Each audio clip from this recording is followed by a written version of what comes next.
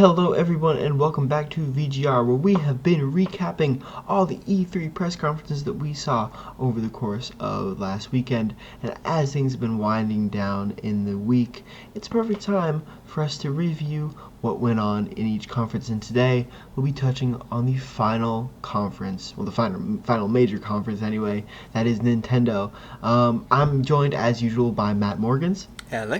And we will, as is typical with these videos, be going over the general list of games that were either revealed or extrapolated on during the conference, as well as reveal our individual top 3 list, which I promise is more dynamic than our Square Enix list.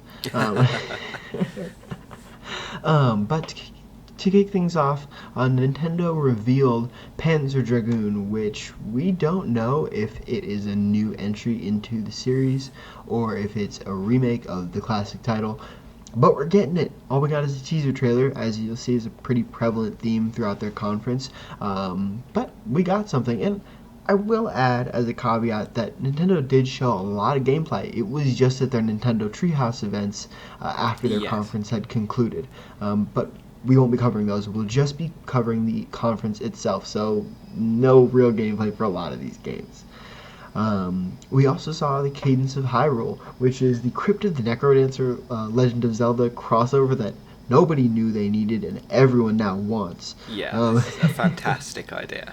Absolutely, it lends itself perfectly. I mean, you have the awesome Zelda soundtrack, throw some cool guitar riffs over that, and you have an awesome rhythm game based on, again, something people really liked. Crypt of the Necrodancer was super unique and delivered on an awesome kind of roguelike beat rhythm game really perfectly. Yeah, it was a really unique take on rhythm games when it came out, and I had a look at the Cadence of Hyrule soundtrack earlier, and I might be wrong, but I think it's almost like 5.5 hours long.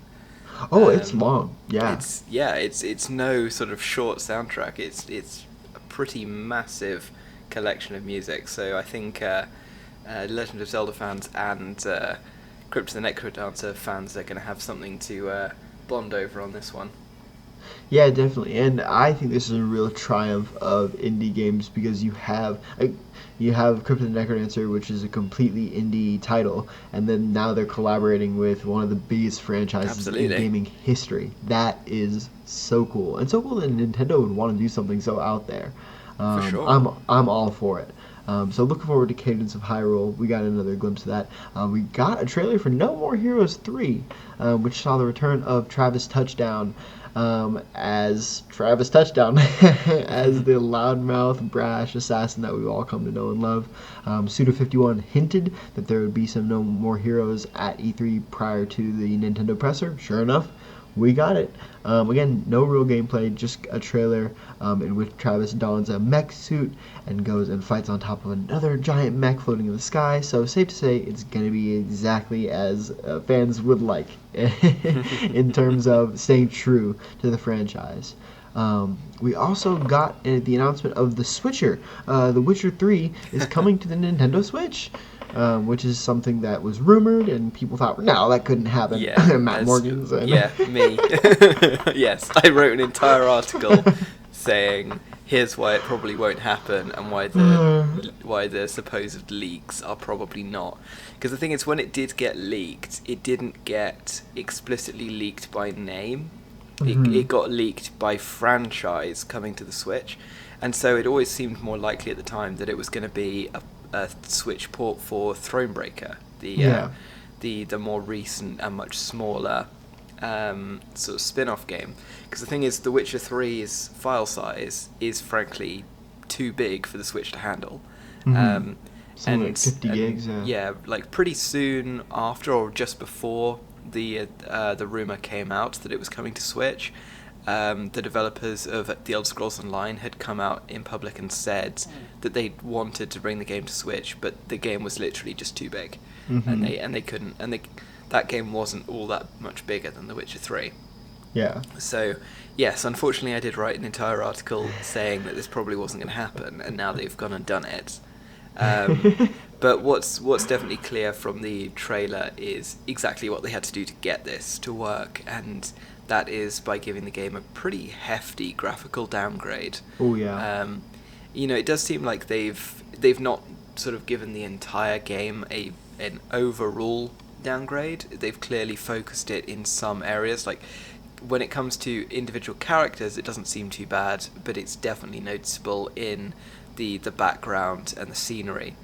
Yeah. And no doubt that's allowed them to cut down on the file size to a format that can then fit on the Switch. So hopefully that's not going to be too noticeable when you're actually playing on the Switch itself. Obviously it does have a much smaller screen, but Yeah. it does make me wonder how noticeable it's going to be if you're playing with the Switch in the dock and you're putting it up onto a computer screen or TV.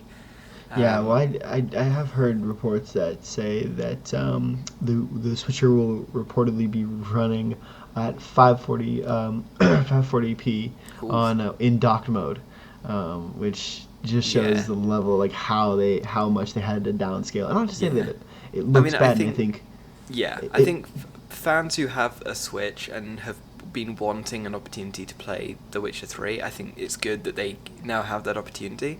absolutely. And I don't think it's going to be terrible played on the Switch itself, but this might be a title that's best played on the Switch and not in docked mode. Yeah, At least if you care about the seems like that. graphics. Yeah, and I think that's another thing too, is people who own the Switch aren't necessarily graphics nuts, and That's so if true. they're getting The Witcher 3 on Switch, they know what they're in for, and they just kind of want that experience on their favorite console. Which, I mean, I'm glad the CDPR is experimenting with that. They made it clear that this is very experimental, that they wanted to try it, and the fact that they're kind of going out on a limb and worked really hard to port it over to the Switch. It's exciting because it just kind of opens the door again to really grand scale games potentially making their way to Switch. It certainly does. It sets a potential precedent. If it does well, then other companies may see that there is a potential market for, for Switch ports, even if it means a graphical downgrade. And that certainly does open the door to a lot of other big games. Yeah. That might do well on Switch, but just haven't been able to make the shift because of the file size restrictions. Well, and if anyone was going to do it, it's CD Projekt Red. At the Nintendo presser, we also got to look at Luigi's Mansion for the Switch. Oh my gosh, something people have been dying to see, and now we finally got it. Luigi's Mansion, of course, a really well-beloved franchise. Not a lot of games. I mean, I think 2 or 3 games in the franchise. One on the GameCube, and I think one on the 3DS. There might be one more that I'm missing out on. Probably a Wii title in there. But people, again, it's something people have been wanting to see. And more Luigi, as far as I'm concerned, is always welcome. Yeah, well, after they jokingly killed him canonically in Oh, I know. My in heart. Smash, which was just fantastic. It was brutal by Nintendo. But Luigi's Mansion Switch, it's coming. Get excited for it if you like the original, and if you didn't, I would highly recommend you jump right into it. We also got some new Smash characters revealed. Banjo and Kazooie are being added to Super Smash Bros. Ultimate. That Because- really seems like a perfect fit. It is, and it just shows that anything is possible. I mean, we got Joker from Persona, we got Banjo and Kazooie. Those are franchises that aren't even on the Switch. They aren't even on Nintendo platforms. Yeah. And yet, it's happened. So I think that's really cool. Again, like you said, it seems like the perfect fit.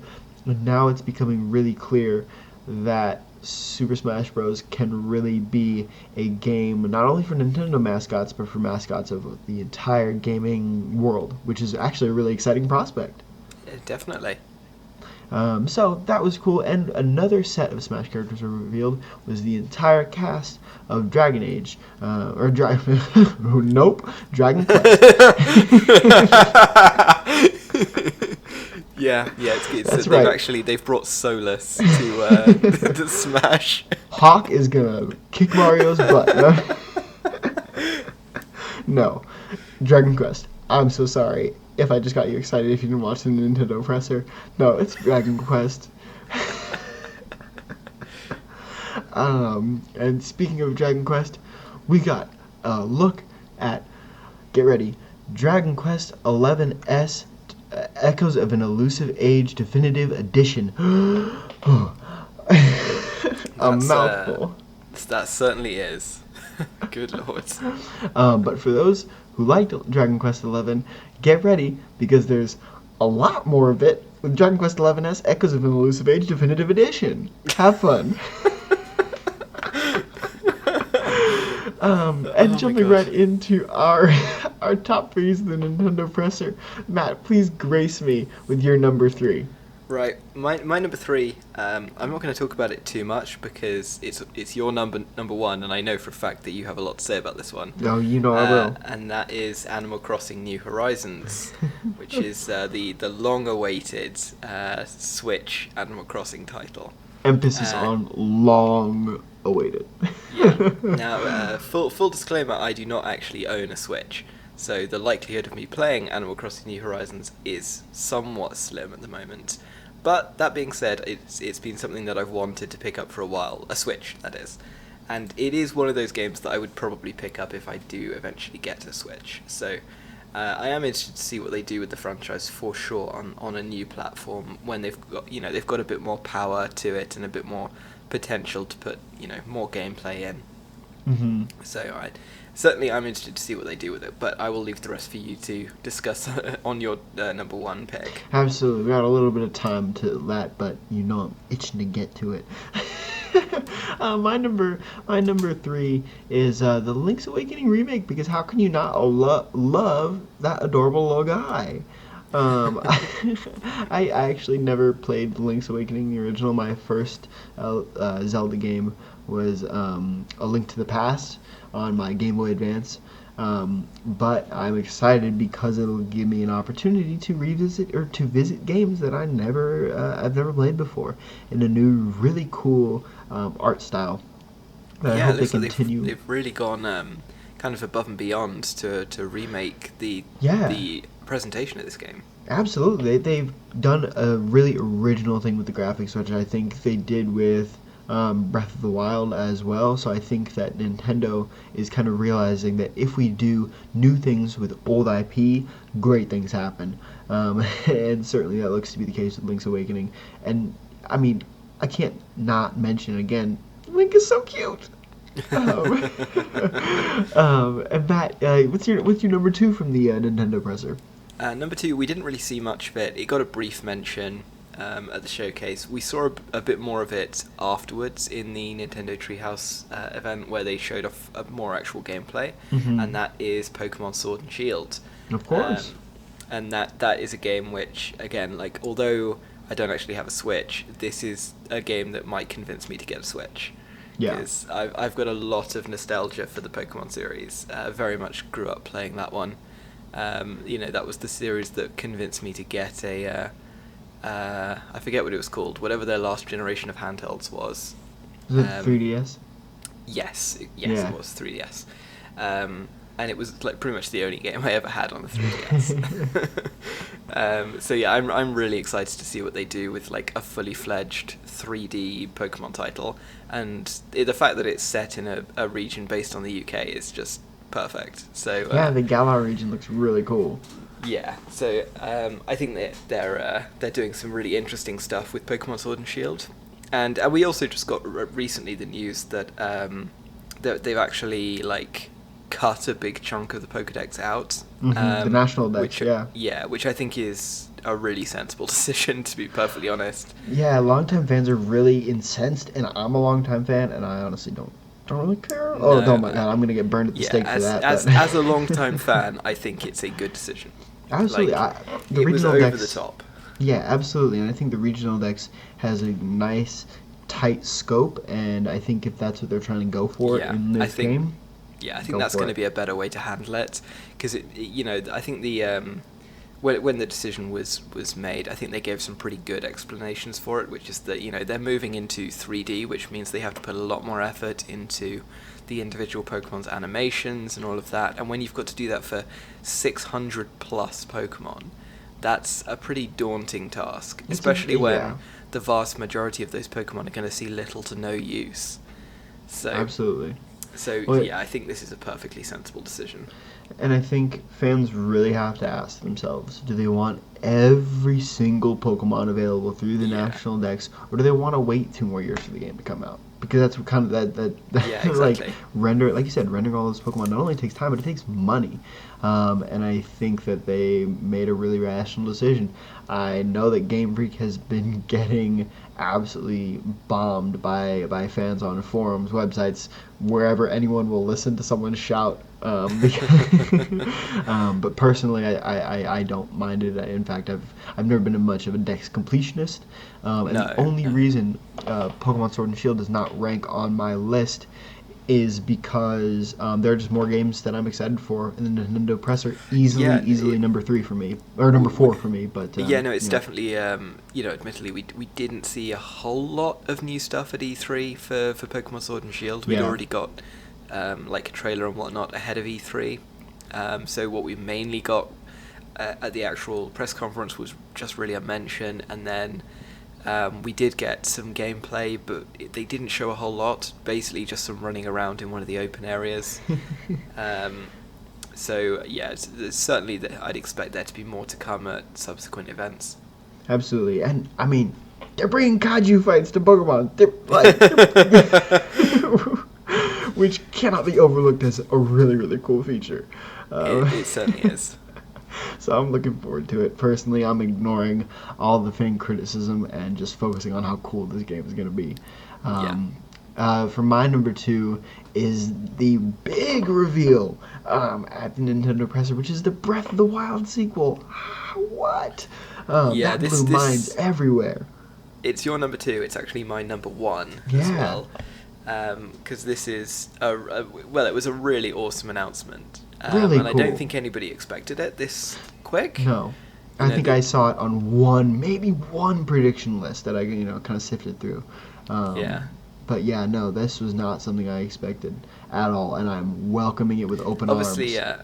obviously, it was just sort of an announcement trailer to say that the game was at least in development. Mm-hmm. And what I got from that, the way they framed it, because they literally said in the trailer, like, it's now in development, that tells me it's very early in development. Yeah, definitely.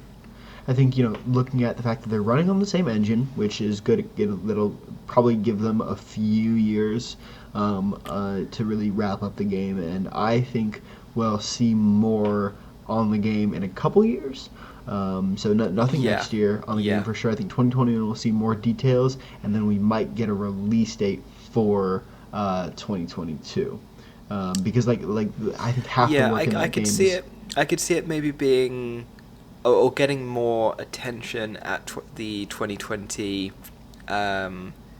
2021 E3, and maybe getting a release late 2021, purely because they're on the same engine.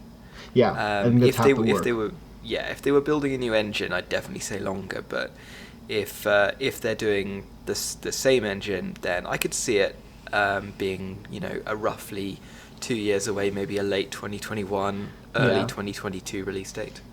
Yeah, well, and the really exciting thing about the Breath of the Wild sequel too is that there's potential co-op, like being kind of hinted at. Of course, they will neither confirm nor deny it. But what That if would we be got the very chance interesting.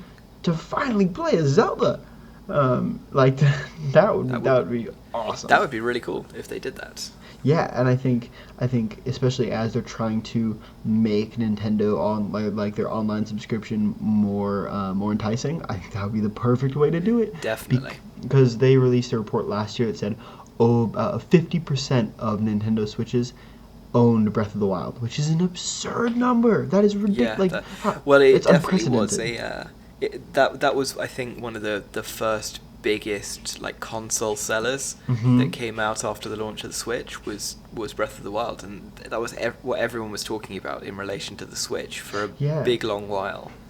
Absolutely, and to me this is really exciting because of the fact that I just recently got a Switch. I'm really late to the party, way later than I wanted to be. But I'm diving into this and seeing exactly why people really fell in love with it and why people are so excited for the announcement of the sequel. So I'm right there along with you guys. I kind of just started playing it a few weeks ago, so I'm like really all about it, and it just gives me more incentive to finish the game. But that's a nice segue from your number one into my number one, which is, as you had mentioned, Animal Crossing New Horizons, which ranks as my number one above the amazing Breath of the Wild sequel, above the long-awaited Pokemon Sword and Shield, even above Luigi's Mansion. Because I've been a fan of Animal Crossing basically since as long as I've been console gaming. I remember seeing the funky, weird trailers as a young kid, like elementary school age kid, for the original Animal Crossing, and I was like, I need it. I don't know what it is, but I need it. And for my GameCube.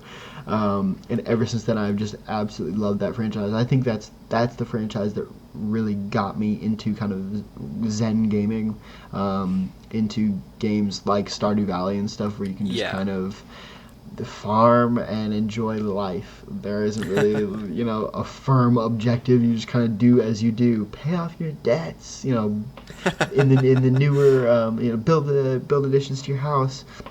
Do things that you could never afford to do in real life. Absolutely. Oh man. The ultimate millennial centennial fantasy. Yeah. Owning a house and having debt with no interest. But yeah. I think New Horizons also, everyone kind of expected just like a new Leaf but on Switch, but they're doing something drastically different that they'd never done before in bringing you to a deserted island, letting you build your house, put furniture outside, really kind of build up the island as a whole, and craft your own tools and plant your own little gardens for stuff. I think they're doing a lot more to expand Animal Crossing, because they easily could have just stuck with the same. You're in a town, you build the town. They could have even put you in the mayor's seat all over again, as they did in the 3DS New Leaf, but they didn't. They chose deliberately to take a vastly different approach, which I really like. I really appreciate always when someone tries to reinvent a franchise like that. Especially because, like I said, they could have gotten away with doing something completely samey, and I would have bought it. I was looking forward to it. But I think that the fact that New Horizons does stuff so differently is what really interests me beyond every other announcement that I saw at the Nintendo presser, because I've been waiting for this game since before I had a Switch. It was going to be the reason that I bought a Switch. I'm definitely looking forward to it. I want to give a brief shout out to a couple games that I did indeed forget to mention, because they've already been announced. We just saw trailers for. We saw a trailer for Fire Emblem Three Houses, which showed us a dramatic plot twist, in that there is a 5-year leap forward in time, and then all the students that you were tutoring and teaching and training in battle are going to be fighting against each other, and you'll have to choose one side at the beginning of the game that you will eventually take into battle against the others, which is a complete curveball, which I really like. And we also saw more of Ultimate Alliance 3, The Black Order, coming from Team Ninja. It's a Switch exclusive, which is a really cool thing for people who own a Switch. People who don't own a Switch are lamenting because they haven't been able to touch the franchise in 10 years. But we're getting both of those games next month. And as for Ultimate Alliance, we just got a confirmation that the Marvel Knights, the Fantastic Four, and the X-Men will all be available as an expansion pass in the fall. Otherwise, we just got reveals like Beast, like Ghost Rider into the game, so just expanding the roster, making the game look even more enticing, as if it needed to be. I'm gonna get it. But that is gonna wrap it up for our Nintendo coverage, and thus our E3 coverage. E3 2019 is officially wrapped up. Don't worry though, we do have some more content headed your way in the form of our typical weekly recap podcast, with our very own David Gill, who is on the E3 show floor at the E3 conferences, and he'll be giving us his highs and lows for the conference, as well as answering our general questions for as people who have never been there, but would very much like to attend. Indeed. So thank you so much for joining us through all our conference roundups, for our Nintendo roundup, and thank you in advance for joining us on the Weekly Recap podcast as we return to our normal weekly release schedule. Once again, I've been Jacob Smith. And I'm Matt Morgans. And we'll see you next time.